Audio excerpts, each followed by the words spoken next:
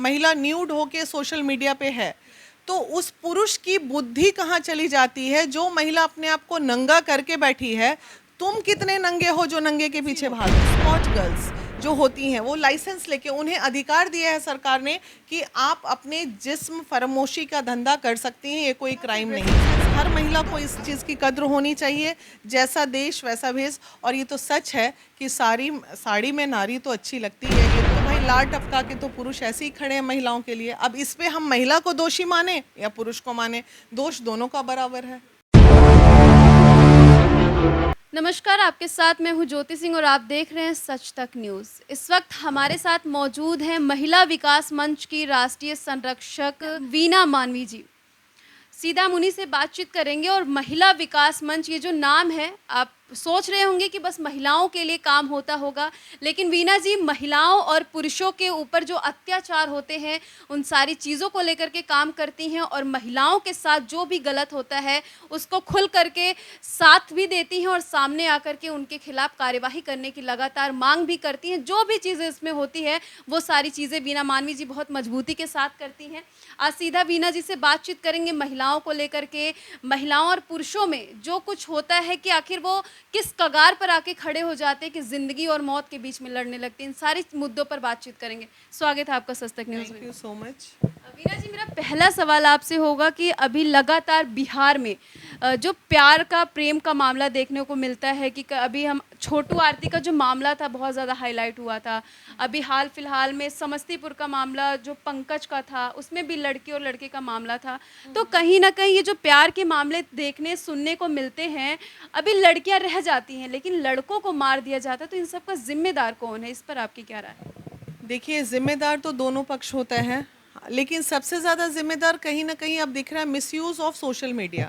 Social media हमारे हाथ में इतनी स्पीडली कहते हैं ना, बहुत ज़्यादा फास्ट वे में इसका मिसयूज़ बहुत हो रहा है। सोशल मीडिया का हाथ हाथ में मोबाइल है, फेसबुक है, व्हाट्सएप है, और फेसबुक पे जाल बिछाए बैठे खूबसूरत महिलाएं भी हैं।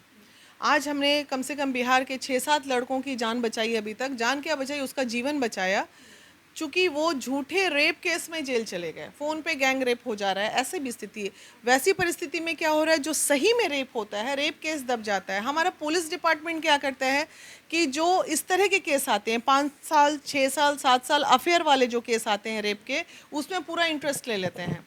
और जो सही में रेप केस का मामला होता है उसमें तो उनकी कमाई होनी नहीं है, तो वो उसको ठंडा बस्ते में डाल देते हैं। तो ये सब चीज़ें चल रही। अब बात है कि कौन सही और कौन गलत का, तो इसमें दोषी दोनों होता है। लेकिन बीइंग अ महिला, मुझे कहने में बहुत थोड़ी देर पहले आपने देखा होगा मेरे पास भी एक ब्लैंक कॉल आ रहा है। तो बीइंग अ महिला, मतलब इस तरह के ब्लैंक कॉल आ रहे हैं कि नहीं, हम आपके संगठन में लाखों रुपया देना चाह रहे हैं, आप बहुत खूबसूरत हैं, आप अच्छी हैं। इस उम्र में 50-60 साल की उम्र में भी लोग मुझे इस तरह का कॉल करते हैं। तो आपने सुना मैंने क्या जवाब दिया। अगर मैं चंद पैसों के लालच में अपने आप को बेच दूं, अपने आप को, तो पैसे कमाने की होड़ में महिलाएं इस तरह अब गलत राह पे जा रही हैं, जो कहीं ना कहीं ये हमारे देश का दुर्भाग्य है। ऐसा नहीं होना चाहिए। वीना जी, मैं दूसरा सवाल करूंगी। आपने सोशल मीडिया का जिक्र किया, तो अभी फिलहाल कई जगह पर ऐसे हो रहे हैं कि कुछ लड़कियां हैं जो वीडियो कॉल्स कर रही हैं और न्यूड अपने आप को दिखाती हैं और वहां पे पुरुष फंस जा रहे हैं।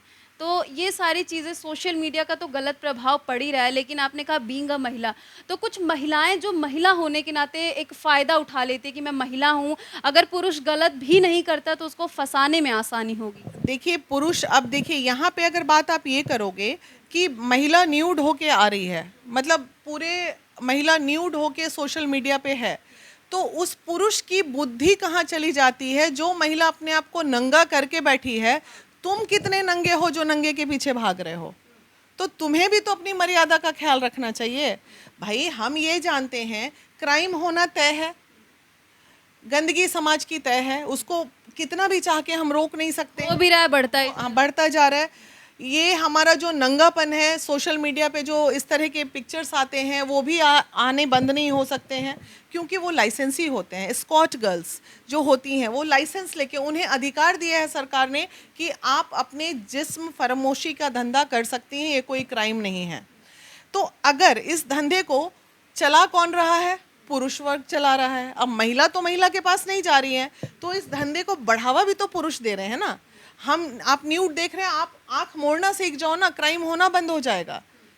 तो भाई लार टपका के तो पुरुष ऐसे ही खड़े हैं महिलाओं के लिए। अब इस पे हम महिला को दोषी माने या पुरुष को माने, दोष दोनों का बराबर है।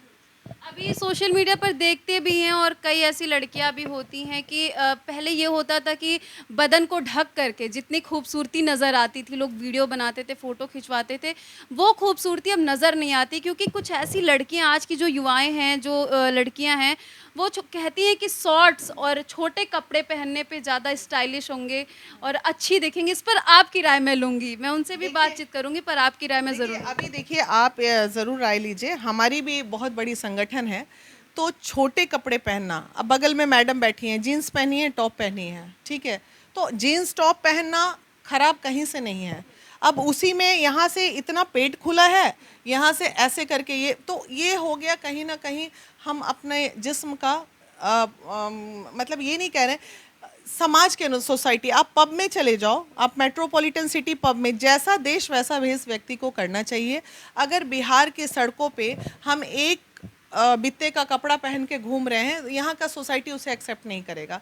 लेकिन वही आप मेट्रोपॉलिटन सिटी चले जाओ, वहाँ किसी भी मॉल में चले जाओ, पब में चले जाओ, वहाँ सब एक ही बित्ते के कपड़े पहन के, सिचुएशन जैसी होनी चाहिए उस हिसाब से ड्रेस, सिचुएशन के हिसाब से ड्रेसिंग सेंस। हर महिला को इस चीज़ की कद्र होनी चाहिए, जैसा देश वैसा भेष। और ये तो सच है कि साड़ी में नारी तो अच्छी लगती है, ये तो हमारा बिल्कुल संस्कृति है। मैं भी मैक्सिमम साड़ी में ही रहती हूँ, लेकिन जितनी ढका हुआ बदन, देखिए ढका बदन में क्या होता है ना, जो चीज़ छुपा होता है उसे पाने की इच्छा सब इंसान को होती है, और जो बीच बाजार में बिक रहा है ना, तो वो फिर बिकाऊ हो जाता है। तो 2 कौड़ी का वो फिर 2 कौड़ी का बिकाऊ कहलाते हैं लोग। तो भाई मुझे हर महिला को एक ही संदेश देना है कि आप ऐसे बनो अपने आप में कि आपको पानी की चाहत सब में हो, लेकिन आप किसके हाथ में जाओगे वो आपकी अपनी मर्जी हो। तो ये तो महिलाओं को सोचना पड़ेगा। अभी बिहार में लगातार केसेस आ रहे हैं, बेटियों के साथ देखते लगातार रेप हो रहे हैं, मतलब ये केसेस कम होने के नाम नहीं लेते हैं। और आप लगातार, कई ऐसे परिवार हैं, कई ऐसी बेटी जिनको न्याय दिलाने के लिए आगे भी आती हैं। तो अभी क्राइम जो बढ़ रहा है, तो क्या आपके हिसाब से वो क्राइम कुछ कम हो रहा है या फिर ऐसे लगातार बढ़ रहा है, और इसका जिम्मेदार किसको मानते हैं? देखिए, रेप केस बहुत तरह के हो रहे हैं आजकल।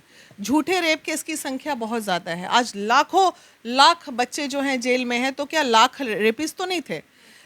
इसलिए झूठे रेप केस की संख्या ज़्यादा बढ़ रही है। सच्चे रेप केस की संख्या होती है, दब जाती है, और झूठे रेप केस बोल के चीज़ें खराब हो रही हैं। तो इसलिए पहले हम जो आंदोलन कर रहे हैं महिला विकास मंच 376 धारा में बदलाव की, वो इसलिए कर रहे हैं कि रेप की परिभाषा क्या होगी इसे डिक्लेयर किया जाए। 10 बार 5 बार भी जो व्यक्ति सेक्स कर रहा है वो रेप नहीं होता है। 2 बार भी सेक्स हो गया तो रेप में काउंट नहीं होना चाहिए। वो दूसरा धारा लगा दो, बहुत सारे धाराएं बने। आजीवन कारावास वैसे केस को ना दें, लेकिन जो रेपिस्ट हैं उनको सीधे फांसी पे टांग दें। वो अगर वो पुष्टि हो जाती है कि हाँ ये रेप हुआ है, लड़की का मर्डर हुआ है, तो वैसे के लिए कड़े कानून कर लें। हमारे देश में बहुत निर्भया जो कांड अगर कोई सुनता है तो सहम जाता है, और ऐसे केस में दोषियों को सज़ा मिलने में इतनी देरी हुई, तो कहीं नहीं लगता कि हमारे देश में कानून जो है वो कम है, और कानून की जो कार्यवाही है वो बहुत ढीलवाही बरतती है? क्योंकि अलग देशों में देखो तो अगर घूर के देखते तो उनके ऊपर कार्यवाही होती है, यहाँ खुलेआम रेप कर देते हैं, फिर भी उनको सज़ा देने में देरी की जाती है। देखिए, कहीं ना कहीं संविधान में जो हमारा कानून बना है वो थोड़ा लचीला है। हमारे देश का कानून लचीला है, इसमें कोई शक नहीं है। और सबसे बड़ा दुखद तब होता है कि जैसे निर्भया केस में, रेप केस में जो हमारी अधिवक्ता थी सीमा, उनके जो एंटी पक्ष थे, जो लड़के के सपोर्टर्स थे, तो वैसे केस में अधिवक्ता जो आके खड़े होके लड़ने लगते हैं, सरकारी अधिवक्ता, उनको लिबरल हो जाना चाहिए, और पैसे लेके तो बिल्कुल ऐसे अधिवक्ता को आना चाहिए। इंसानियत को जिंदा रखो। सही रेप के केस के मामले में थोड़ा सा जो केस लड़ते नहीं, ये रेप नहीं किया, ये नहीं किया, वो नहीं किया, ये गलत है, तो वो बचाने वाला भी उतना ही दोषी है जितना सज़ा पाने वाला है। तो ये कहीं ना कहीं लचीला तो है ही सिस्टम हमारा। तो ये हमारे बाई तरफ थी वीना जी, जिन्होंने महिला सुरक्षा और भी सारे तमाम मुद्दों पर जिक्र किया। आपने सुना ही जब रणवीर सिंह की फोटो पोस्ट हुई थी तो पुरुषों से ज़्यादा जो हमारी महिला एक्ट्रेस हैं तापसी पन्नू, विद्या बालन ने मजाकिया अंदाज में लोगों को बोला कि भाई आप लोगों को किस बात की टेंशन है, हम महिलाओं को भी आग सेकने दीजिए। तो इस पर क्या बोलेंगी? देखिए ऐसा है, वो जो कहा गया है कि चोर चोर मौसेरे भाई, अब आप अगर हमारे महिला विकास मंच के किसी मेंबर को कोई मुसीबत में अगर फंसेगा तो हम तो उसको बचाएंगे ना। उसी तरह अगर रणवीर कपूर ट्रोल हो रहा है तो बॉलीवुड इंडस्ट्री की विद्या बालन ने कहा, मैंने और आपने और आम जनता ने तो नहीं कहा। तो वो उनका कर्तव्य था, परम धर्म कर्तव्य था ये बोल के रणवीर कपूर का बचाव करना। अगर नहीं बोलती तो फिर लगता है रिश्ते में खटास आ जाती। तो अपने रिश्ते को बचाने के लिए गोल मटोल तो आदमी बोलता है, लेकिन मैं श्योर हूँ बीइंग अ महिला, विद्या बालन को भी अच्छा नहीं लगा होगा, लेकिन मरता क्या ना करता, मजबूरी थी इसलिए बोल दी होगी बेचारी। और तापसी पन्नू भी खुल करके समर्थन किए हैं।